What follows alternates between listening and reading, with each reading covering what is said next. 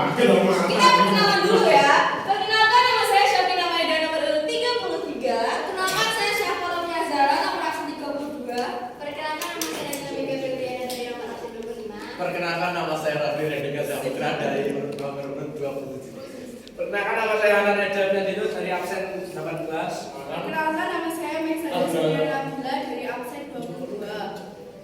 Nah, di presentasi kali ini kita akan membahas 6 poin nih untuk menjawab beberapa aktivitas 6. Yang pertama adalah perbedaan pasar berdasarkan strukturnya. Yang kedua, kurva permintaan dan penawaran yang sesuai dengan struktur pasar. Yang ketiga, kelebihan dan kekurangan dari masing-masing struktur pasar. Yang keempat, pasar yang paling menguntungkan untuk saat ini. Lalu yang kelima, perbedaan pasar konkret dan pasar abstrak. Dan yang terakhir, pengaruh besarnya perkembangan teknologi informasi terhadap pasar abstrak dan pasar konkret. Kita masuk ke poin pertama ya, yaitu perbedaan pasar berdasarkan strukturnya. Yang A, jumlah penjual dalam pasar sempurna banyak, sedangkan pasar tidak sempurna hanya sedikit. Lalu yang B, barang yang dijual pada pasar sempurna sama, sedangkan pada pasar tidak sempurna cenderung beragam. Yang C, pada pasar sempurna tidak ada hambatan keluar masuk pasar bagi penjual atau exit barrier, sedangkan pada pasar tidak sempurna susah untuk keluar masuk bagi para penjual. Lalu yang D, pada pasar sempurna terdapat kemungkinan pembeli menawar harga barang, sedangkan pada pasar tidak sempurna pembeli tidak dapat menawar harga barang. 2. Kurva permintaan dan penawaran. A. Kurva permintaan penjualan bakso. B. Kurva penawaran penjualan bakso. 3. Kelebihan dan kekurangan dari masing-masing struktur pasar. Yang pertama, struktur pasar persaingan sempurna. 1. Kelebihan, harga yang terbentuk tidak ada campur tangan pemerintah maupun anoria produsen. Yang kedua, dalam jangka panjang akan menjadi harga yang menguntungkan konsumen. Yang ketiga, pasar menjalin produksinya produk dengan biaya rendah. 2. Kekurangan.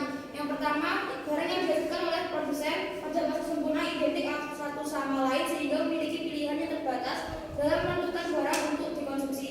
Yang kedua, pilihan terbatas akan mengakibatkan ada banyak kebutuhan yang belum dapat dipenuhi. A. Struktur pasar persaingan tidak sempurna. 1. Kelebihan. A. Sistem memungkinkan penjual memperoleh keuntungan lebih besar. Yang kedua, kekurangan. Minimnya persaingan dalam penjualan barang di pasar. B. Pembeli tidak memiliki opsi lain atas produk mengganti dan harga yang ditetapkan penjual bersifat bebas. 4. Pasar yang paling menguntungkan saat ini. Pasar konkret. Pasar konkret adalah suatu pasar tempat pembeli dan penjual bertemu secara langsung untuk mengadakan jual beli barang atau jasa. Contohnya pasar tradisional, mall, hypermart, dan lain-lainnya. Hal ini dikarenakan pembeli dapat memilih barang dan memeriksa atau memastikan kondisi barang dalam keadaan baik secara langsung sehingga dapat meminimalisir resiko penipuan serta menghemat biaya pengeluaran karena tidak ada biaya tambahan berupa ongkir. 5. Perbedaan pasar konkret dan pasar abstrak. A. Pasar konkret. 1.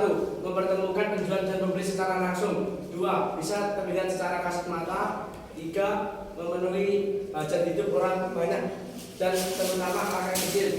4. Pembayaran dilakukan secara langsung oleh penjual dan pembeli. 5. Waktu transaksi di pasar konkret berjalan lebih cepat. Contohnya 1. Pasar, 2. Swalayan, 3. Mal. Pasar abstrak. 1. Melalui perantara broker, pialang, ataupun dunia maya atau internet. 2. Aktivitas yang terjadi tidak kasat mata. 3. Biasanya hanya untuk kalangan tertentu saja. 4. Pembayaran melalui perantara atau dengan cara transfer uang. 5. Waktu transaksi harus melalui proses yang lebih panjang.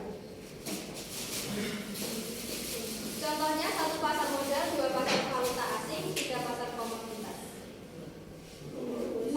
Pengaruh pesatnya perkembangan teknologi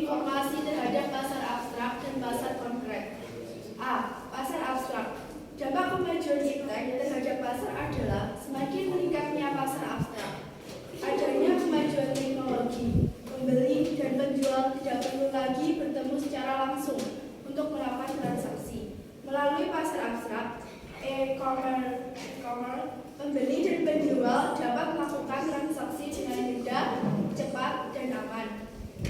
Lalu yang B, pasar konkret. Perkembangan teknologi informasi saat ini mempengaruhi kegiatan jual beli masyarakat di pasar konkret. Jumlah penjual dan pembeli di pasar konkret semakin menurun karena masyarakat beralih ke pasar abstrak yang dianggap lebih efisien dalam hal waktu, tenaga, dan biaya transportasi. Berkat kemajuan teknologi informasi, kegiatan jual beli bisa dilakukan dengan mudah melalui jual beli online, sehingga masyarakat lebih tertarik untuk melakukan jual beli secara online. Hal ini menyebabkan pasar konkret tidak seramai sebelumnya.